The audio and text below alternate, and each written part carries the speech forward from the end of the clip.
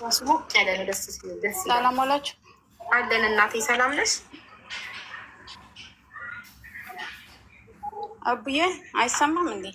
ይሰማል ማሬ። እንዴት ነሽ? እግዚአብሔር ይመስገን። እንዴት ናችሁ? አለንማ አለው አቡዬ። ኖሪልን እና የኛ ጀግና። አሚን እናቴ። እናንተም ኑሩልኝ ውዶቼ። እኔ የፍቅር ታሪክ ነው፣ ትምህርትም አለው፣ የኔ ማጋለጥም አለው። መጨረሻ ላይ ደግሞ እናንተ ብትሆኑ ምን ታደርጋላችሁ የሚልም ደግሞ ጥያቄ አለው። እሺ ደስ ይለናል። ለማዳመጥ ዝግጁ ነን። ጀምሪ።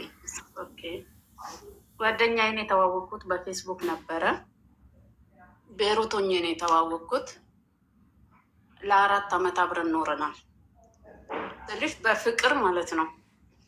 ከዛ ስተዋወቀው በፌስቡክ ተዋወቅኩትና ግን አቡዬ ቅርታሽ እኔ እንደዚህ ትንሽ ፍርሃት አለብኝ እንዳነቅሉኝ። እሺ አይዞሽ፣ አትፍሪ። ተረጋግተሽ ውሃ እየጠጣሽ አውሪ ማሪ። እና ተዋወቅኩትና ልክ 6 ወር እንዳወራሁት መጀመሪያ ስተዋወቀው ተዋወቅንና ቃል እንግባባ አለኝ። ቃል ስንግባባ በቅዱስ ሚካኤል ቃል ተግባባን። ከዛን አመንኩት። በተለይ ቃል ስለተግባባን አመንኩት በጣም። ከዛን ልክ ወደ ሀገር ቤት ለመግባት 6 ወር ነበር የቀረኝ እሱ ስተዋወቅ ማለት ነው። ወደ ሀገር ቤት ገባኝና በ6 ወሬ አወቅኩት። ስተዋወቀው ከዛን እኔ እና እሱ በአካል ስንገናኝ እሱ ቤተሰቦቼን መተዋወቅ ፈለገ። ከዛን እሺ በቃ የዚህን ያህል ፈቃደኛ ከሆነ ብዬ እኔ ቤተሰቦቼን አስተዋወቅኩት። ሁሉንም አወቀ፣ ቤተሰቦቼን፣ ወንድሞቼን፣ ማዘርን፣ ሁሉንም ቤተሰብ አወቀ እስከ አክስቶቼ ማለት ነው። በቃ እንደዛም ሲሆን ደግሞ የበለጠ አመንኩት። ግን በዚህ መሀል እኔ የእሱን ቤተሰቦች አልተዋወቅኩኝም። የሄድኩት ለ1 ወር ረፍት ነበረ። ከዛን ተመልሼ ወደ ቤሩት ሄድኩኝ ማለት ነው። በ1 ወር ውስጥ ተመልሼ ወደ ቤሩት ሲሄድ በቃ ሁሉ ነገር ከሱ ጋር ሆነ። ለምን እኔ በቃልም ማምናለሁኝ፣ ሰውን ማመን ወዳለሁኝ። ያ ቃልም መሀላችን ስላለ እንደገና ደግሞ ወደ ኢትዮጵያም ሲሄድ ደግሞ ፈቃደኛ ሆኖ ከቤተሰቦች ሲተዋወቅ በቃ ሙሉ በሙሉ የኔ ሰው አደረግኩት። ከዛን ከተመለስኩ በኋላ እናወራለን። በቃ ያው ቤተሰቦችንም ስላወቅ ምንም በቃ ጉዳት በመሀላችን አይገባም ማለት አብረን አንድ ራ ሼር እያደረግን ስራ ጀመርን። ስራችን ምንድን ነው? ቦታ ገዝተን ቤቴ ራሳችን እንድኖረን። ከዛም በዚህ መሀል አንዳንድ ነገሮች ሰራው ይለኛል። ብር ሰራለሁ፣ ልክለታለሁኝ፣ ሰራለሁኝ፣ ልክለታለሁኝ። ቤተሰቡ እንኳን እንደዚህ ታይ ምናምን ብለኝ እንኳን ማለት ነው የራሴን ህይወት እየሰራሁኝ ነው ብዬ የእነሱን አልሰማም ነበር። በዚህ አጋጣሚ ለ3 ዓመት ሰራውኝ ማለት ነው ቤሩት ውስጥ ከሱ ጋር ተዋውቄ እያለሁኝ ለ3 ዓመት ሰራውኝ። ለ3 ዓመት ሰርቼ በጣም ስራ ስለሚበዛብኝ በጣም ስለሚደክመኝ አሁን በቃ ብዙ ሰርተናል። በዚህ መሀል ቦታ ገዝተናል የተባለው በጀመራ 600 ሺህ ነው የተገዛው። ህጋዊ ቦታ ነው ይለኛል። ትንሽ ስቆይ ደግሞ በቃ አሁን ቦታውን ከፍለን ጨርሰናል ምናምን ብዬ እኔ ስደሰት ተመልሶ ቦታ የሆነ የሰውየው ልጅ ከሌላ የተወለደ ነበረ መጥቶ ጥላ ነሳና ብር ተጨመረ አለኝ። አሁን ላይ በዚህ መሀል ግራ እየገባኝ መጣ። ከዛ ሲለኝ እንዴት ነው ይሄ ነገር የሚሆነው?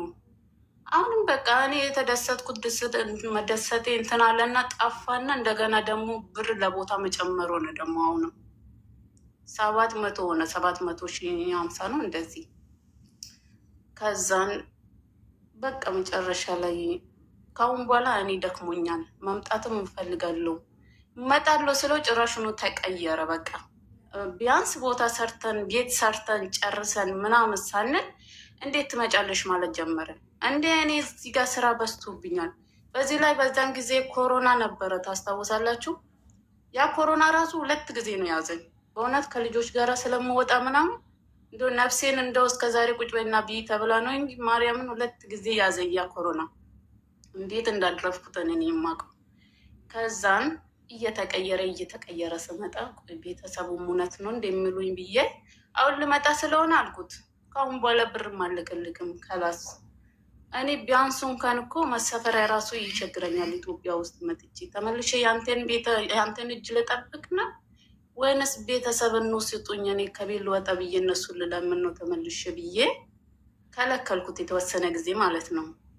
በዚህን ጊዜ እየተራራቅን ሄድን። እኔም ዝም አልኩኝ። እንደምንም በጉልበቴ ወደ ኢትዮጵያ ገባውኝ ማለት ነው። 3 ዓመት እንደሰራውኝ በጉልበቴ ወደ ኢትዮጵያ ገባውኝና ከዛን እሱ ተቀበለኝ፣ ከቤተሰብ አደረሰኝ። እንገናኛለን፣ ይመጣል እኔ ጋ። አሁን ወደዛ እሱ ወዳለበት አዳማ ነው የሚኖረው። ወደ አዳማ ሄጄ ቦታውን ማየት ፈለግኩኝ። ቦታውን ሄጄ ለማየት 4 ጊዜ ተቀጣጠርን።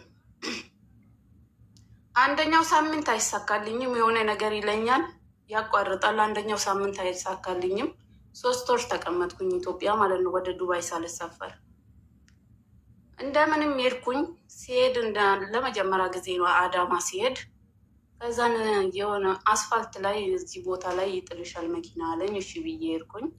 ናዝሬት ስደርስ ስልኩ ጠፋብኝ።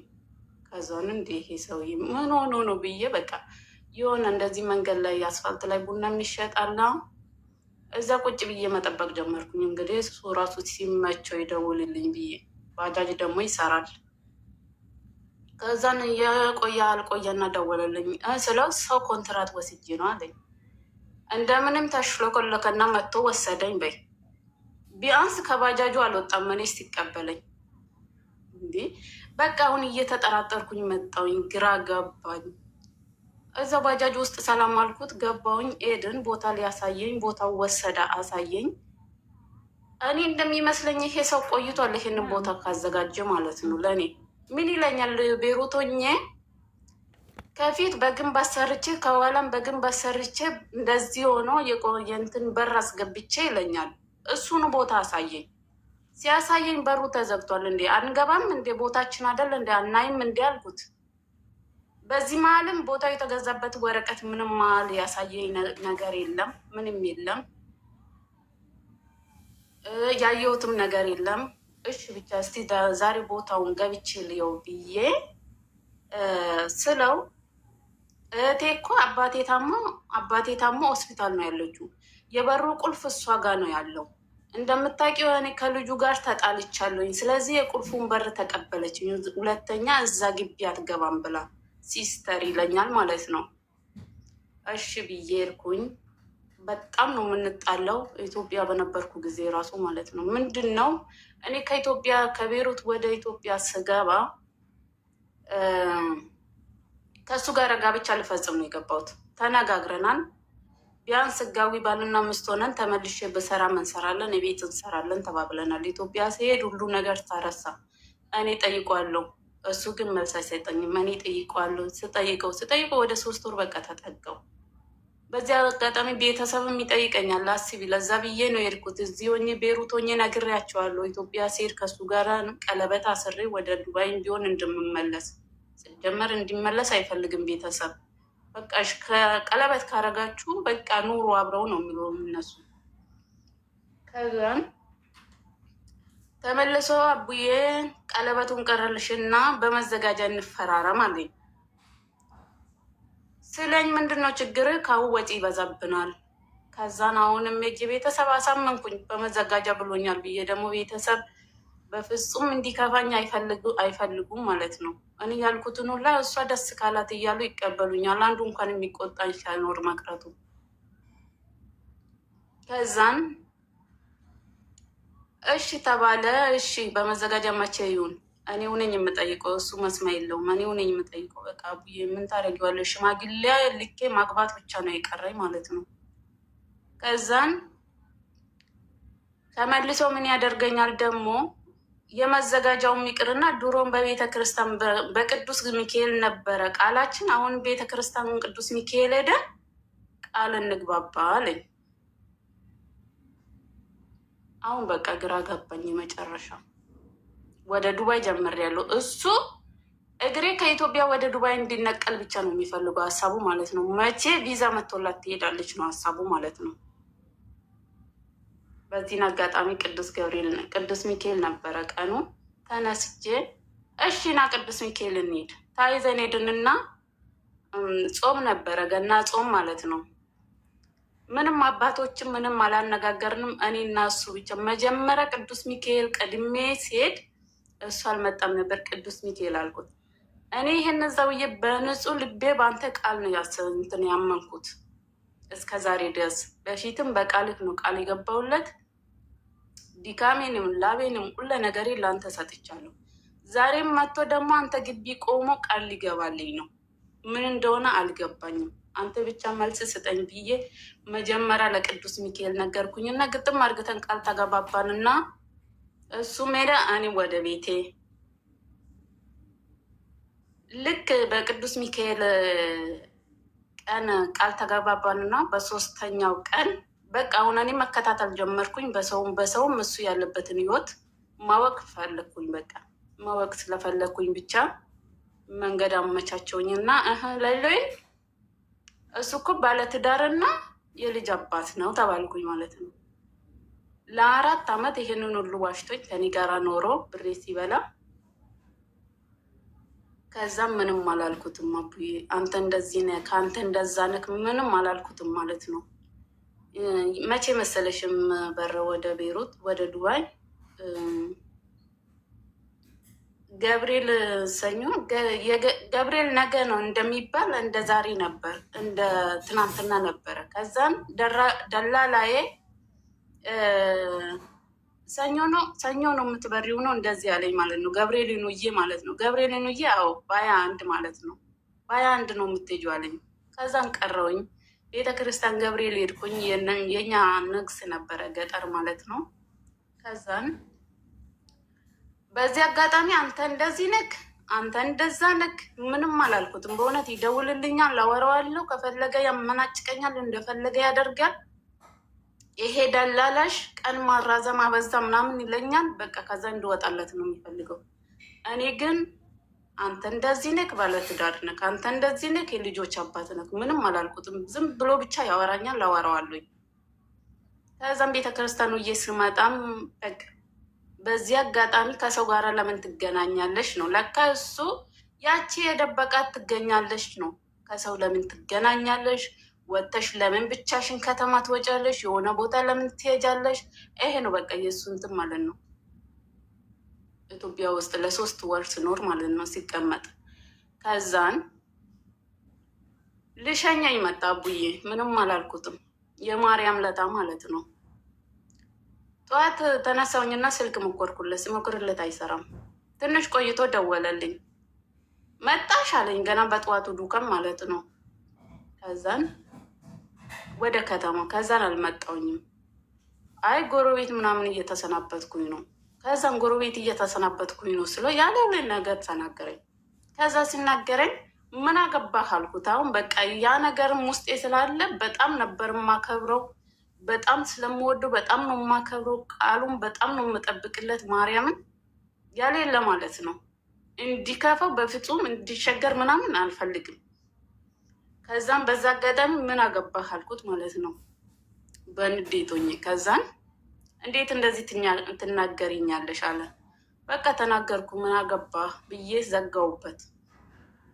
ከዛ ልሸኘኝ መጣ። ልሸኘኝ ሲመጣ አክስቴ ዝግጅት አድርጋልኝ ነበር፣ የመሸኛ ማለት ነው። ከዛን ዝግጅት አድርጋልኝ ያን ዝግጅት ቡናው ምናምን አፈላችን ነው። በእሷ መንገድ ላይ ነበር ባጃጅ የሚይዘው። ከዛን እንዴት ምግብ ልብላ እየደወለ ከዛን እንዴ በቃ ወይ ስልኩ ዝጊና ሲጨርሺ ባጃጁ ይምጣልሽና ትሄጃለሽ አሉኝ ማለት ነው። አሁን ባጃጅ ይዘህልኝና ኮንትራት አክስቴ ቤት ይመጣል። ወቂ እንግዲህ አክስቴ ቤት ይመጣል። እንደ ቤተሰብ ነው ካላስተዋወቃቸው። ከዛን ባጃጅ ይዘህልኝና አልኩት። ባጃጅ ይዘህልኝና ስለው ጊዜ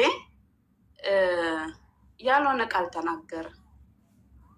በማዘር በቤተሰብ ፊት ማለት ነው በስልክ ከዛ ሲናገር እነሱም በቃ የምር ተናደዱ ማለት ነው። ሁሉንም ነገር ስለሰሙ እኔ በዛን ጊዜ እሱ እንደዚህ ሌላ ጊዜ እንደዚህ ሲናገረኝ ብዙ ስለኝ ፊቴን ለቤተሰቦቼ ክፋቴን አላሳይም። ታውቂያለሽ እናቴ በጣም ስለሚመክሩኝ፣ ወንድሞቼ በጣም ስለሚመክሩኝ ከዛ ተመልሼ ከፍቶኝ እንኳን ተመልሼ ቤት ስገባ ምንም እንዳልሆነ ደስተኛ ነው በቃ መሆኑባቸው ማለት ነው። እነሱ ያንን የከፋኝን ነገር ፊቴ ላይ እንዲያዩብኝ አልፈልግም በዛን ጊዜ ማለት ነው። ከዛ እሱ ያን ክፉ ነገር ሲናገረኝ በቃ እንዴ የዚህን ያህል ነው እንዴ? ምንድን ነው እሱ አንድ ባጃጅ ላንቺ ኮንትራት ይዞ ማምጣት አቅቶት ነው የዚህን ያህል የተናገረው ብሎ በጣም በቃ ተናደዱ። ሁሉ ማዘርም ራሱ ተናደደች ማለት ነው። ከዛን በዛ አጋጣሚ እሱ መጥቶ የእኛ ከተማ ውስጥ እያለ እኔ በቃ ሄድኩኝ። አልሸኘኝም፣ እንዳሸኘኝ አልኩት። ተመለስ አንተም ወደ መጣህበት አልኩት። ሄድኩኝ እኔ ሌላ ሰዎች ሸኘኝና ሄድኩኝ። አዲስ አበባ አደርኩኝ። ሳድር ማታ ላይ ነገርኩት። ስማ አልኩት እኔ አምኜ ይሄን ሁሉ ነገር ሳደርግ አንተ ግን ባለቤትና ልጅ ነበረ ካልኩት።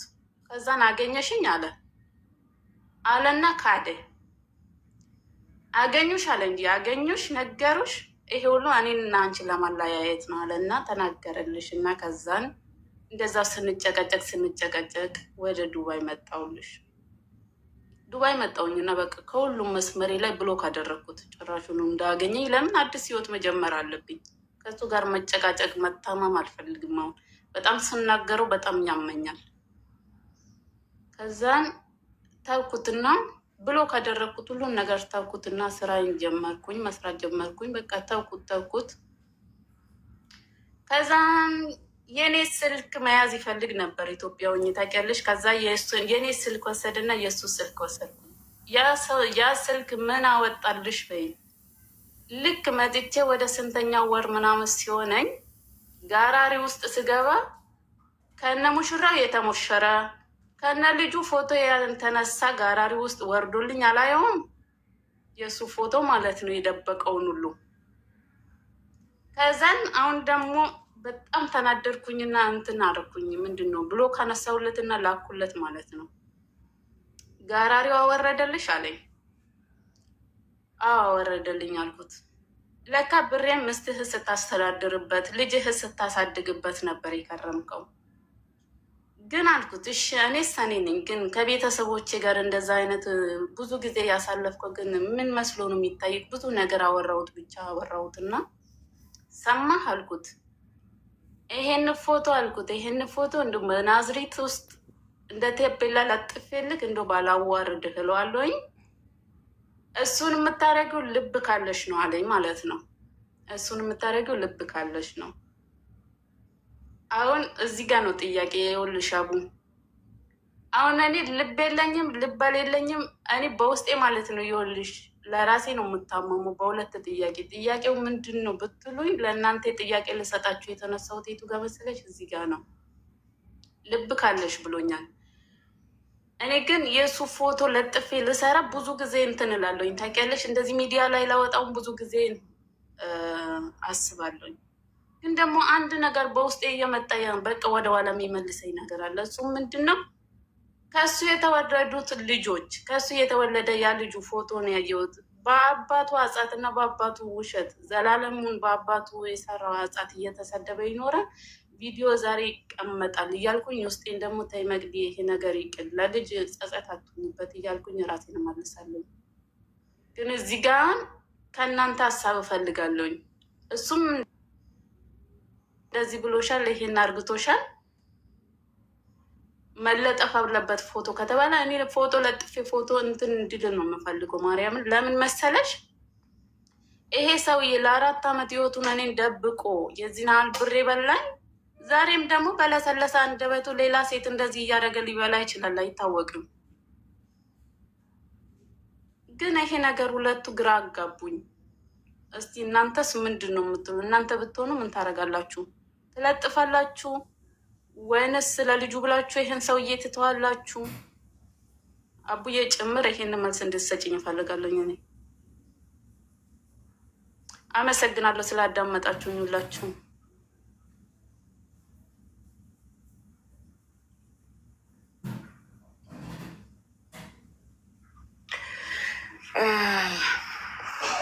ምን መሰለሽ በጣም ብዙ ሴቶች እንደዚህ ይታለላሉ፣ ግን ወደው ፈቅደው ነው ማለቴ ጉድ ተደቅኖባቸው አይደለም።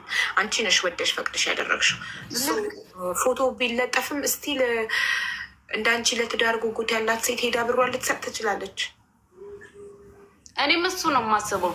ልክ እንደኔ የተታለለች ሴት ዛሬም ብሯን አብረን እንስራ እያለ ሊበላት ይችላል፣ አይታወቅም። ቆይ አንዲት ሴት ለወንድ ብር መስጠት አለባት? የለባትም። ኦኬ፣ ከሌለባት ትክክል እንዳልሆነ እያወቀች ነው ያደረገችው። አንዲት ሴት ለወንድ ብሩን ስትሰጥ አቡዬ ግን የሚያታልልሽ ነገር አለ። የቱ ጋር መሰለሽ? እኔ አሁን የሱ ያሸነፈኝ የቱ ጋር መሰለሽ? ከቤተሰቦቼ ጋር የተዋወቀ ቀን ነው ያሸነፈኝ። ታውቂያለሽ? ቤተሰቦች ጋር ቢተዋወቅስ ለትዳር ያለሽ ጉጉት እንጂ ትክክለኛውን ነገር ስናስብ ወንድ አስተዳዳሪ ነው አይደል? ልክ ነሽ በጣም። ከሌለው ለምን ያገባል? ሲኖረው ያገባል። ምን አንጦሎ ጦሎ ትዳር ላይ ብር ሳይኖረው ሚስቱን የሚያኖርበት የቤት ኪራይ የሚከፍልበት አስቤዛ የሚያደርግበት ብር ከሌለው ትዳር ላይ ምን አንጦሎ ጦሎ? በጣም አንድ ወንድ መጥቶ ለአግባሽ ግን ብር ከአንቺ ሲልሽ ሶሪ ብር ሳይኖረ ትዳር ለምን አማረ አትዮ? አቡዬ ዛሬ ነው የገባኝ ሁሉም ነገር ዛሬ ነው የገባኝ። በእኔ ለነገሩ በአንቺ ሲደርስ ነው ሁሉ ነገር የሚገባሽ። በእውነት ዛሬ በእኔ ቤት ሲደርስ ነው መሰለኝ የገባኝ። በነገራችን ላይ ግን ሀቢብቲ ዓለምን መቆጣጠር አይቻልም፣ ራሳችንን መቆጣጠር ነው የምንችለው። ሁልጊዜ ከድሮም ጀምሮ ሲነገር የነበረ ነገር ነው ሚዲያ ላይ። ሴት ልጅ ብር አትሰጥም ለወንድ፣ ከወንድ ነው ብር መምጣት ያለበት።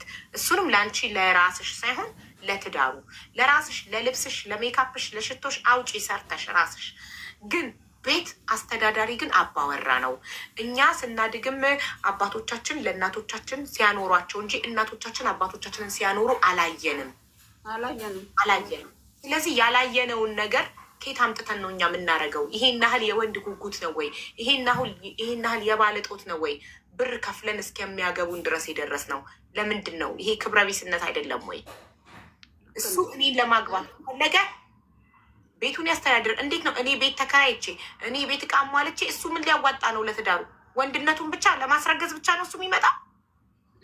ምንድን ነው እሱ ለዚህ ተዳር የከፈለው ነገር ምንድን ነው? ስለዚህ ማሬ ፎቶን በመለጠፉ ጉዳይ እኔ ምንም አልልሽም። የአንቺ ውሳኔ ነው፣ መብትሽ ነው። መለጠፍም ትችላለሽ፣ አለመለጠፍም ይሄን ራስሽ ነሽ የምትወስኚው። ግን ብዙ ሴቶች ግን በአንቺ ታሪክ እንዲማሩ አሁንም በታሪክ እንዲማሩ ነው የፈለግኩት። ሁለተኛ ደግሞ እሱ የፎከረ ፉከራ ያናድደኛል። ልብ ካለሽ ብሎኛል። ልብ አለኝ፣ መለጠፍ ይችላለሁኝ። ግን በሱ በሱ ውሸት እና በሱ ሌብነት ያ ታዳጊ መሰደብ አለበት። ይሄ ነው ውስጥ እየተመላለሰ የሚለኝ እንጂ ለጥፋለሁ። ለምን? እሱ ልብ ካለሽ ብሎኛል። ስለዚህ ለጥፈሽ ነገ ለልጁ የሚቀመጥ ታሪክ ከምታስቀምጭለት ሄደሽ ለሚስቱ አትነግሪያት? የት አውቃታለሁኝ? ሲጀመረ ነው አላማ ካለሽ ማግኘት ቀላል እኮ ነው። ይህ ሰው ጠፍቶብኛል አፋልጉኝ ብለሽም መለጠፍ ትችያለሽ። የዛኔ ሚስቱ ትመጣለች። አቤት የጠፋብሽ ሰው የኔ ባል ነው ብላ ትመጣለች። ፎቶ ለጠፈሽ እንዲያደርገኝ ሳይሆን ይሄ ሰው ጠፍቶብኛል አፋልጉኝ ብለሽ መለጠፍ። አፋልጉኝ ስትለጥፊ ሚስቱ ስታይ፣ በዚህ ሰዓት ቲክቶክ የማይጠቀም ሰው የለም። እናቶቻችንም እየተጠቀሙ ነው። ቲክቶክ አይደለም ሌላ። የአፋልጉኝ ስትለጥፊ በአፋልጉኝ ሚስቱ ትመጣለሽ እና አቤት ባሌን ለምንፈለግሽው ስትልሽ ማስረጃ ካለሽ ታሳየታለሽ። ከዛ ይቅርታ አድርጋለት አብረው ከቀጠለች ይሄ የእሷ ውሳኔ ነው፣ መብቷ ነው። ግን እስከ መቼ እንደዚህ እያደረገ አሁን በዚህ ነገር ካልተቀጣ ይሄ ሰውዬ ነገም በሽታ እስከሚያመጣባት ድረስ ሚስቱ ላይ ይማግጣል።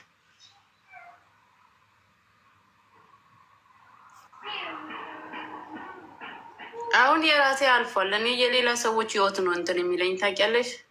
ያንቺማ አለፈ፣ በብር አለፈ፣ ብርሽ ተበልቶ እኔ አለፈ። ግን ዛሬም ሌላው ሴቶችም እንደዚህ ካረገ እንዳያረግ እኮ መፍትሄውን እየሰጠውሽ እኮ ነው እናቴ። እንዳያረግ እኮ ማድረግ ያለብሽ ወይ ለራሱ ንገሪው። ለሚስት ልነግራት ነው። ፎቶ ክን ለጥፌ ሚዲያ ላይ አፋልጉኝ እላለሁ።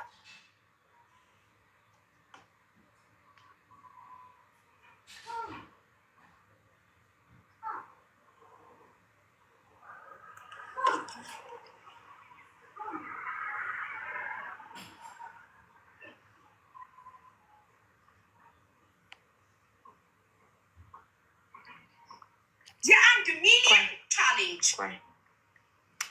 እንትን ምንድን ነው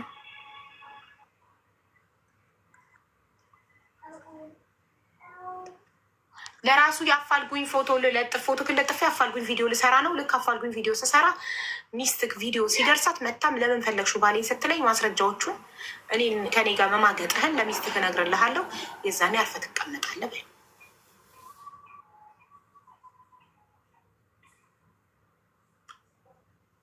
ይሰማል ይሰማል ይሰማል። ወይ ሌላም የተሻለ ሀሳብ ያላችሁ ካላችሁ በኮመንት ንገሯት።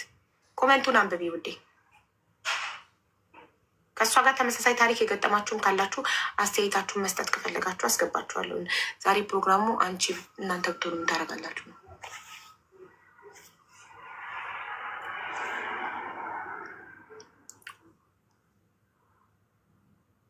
ለጥፊ ይላሉ፣ አትለጥፊ ምን ይላሉ? እሺ ቆይ ፑል እናርግ ምርጫ አንዴ አድርጊው።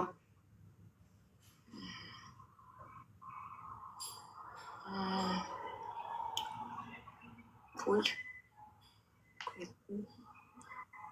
መምረጥ። ይህንን ለምንድን ነው ቦት ሌላ ምርጫ? ሳቅና ለቅሶ አልፈልግም። የሚያለቅሰ ሲያደርጉ ደግሞ እንትን ይላሉ። ሌላ አይነት ፑል ልጠቀም። ቆይ ሌላ አይነት ምርጫ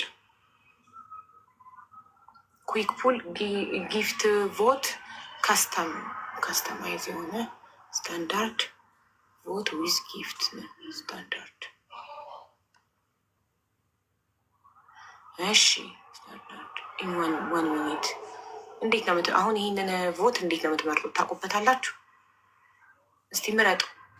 ምንድን ነው የሚያሳያችሁ? እዚህ ጋር ቮት አለ ይታያችኋል። ይሄ መንቀሳቀስ ይችላል፣ መቀያየር አይቻልማ። እዚህ ጋር እየመረጣችሁ ነው። ምንድን ነው ምረጡ ቢላችሁ እኔ አልገባኝም። ትለጥፍ ፎቶን አትለጥፍ። አረ ቮት አይደለም ቮት ብሎ ነገር ነው። When do you prefer to see me live again tomorrow night?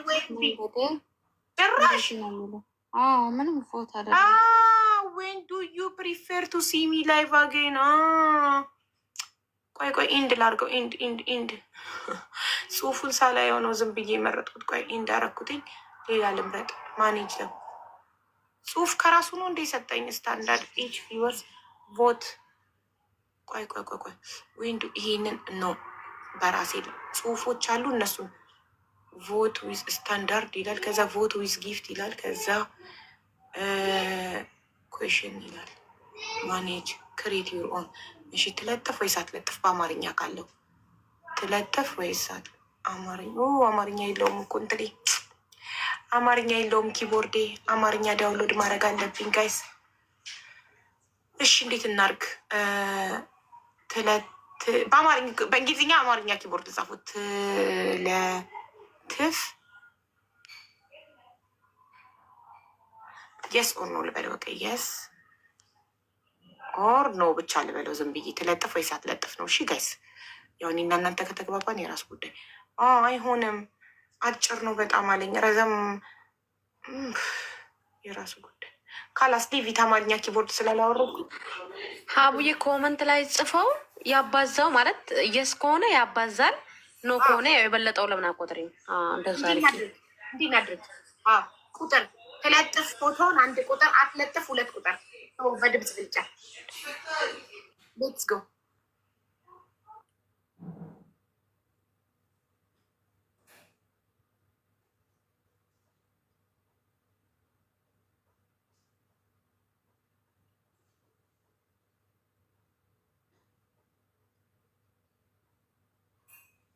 ትለጥፍ ብለዋል።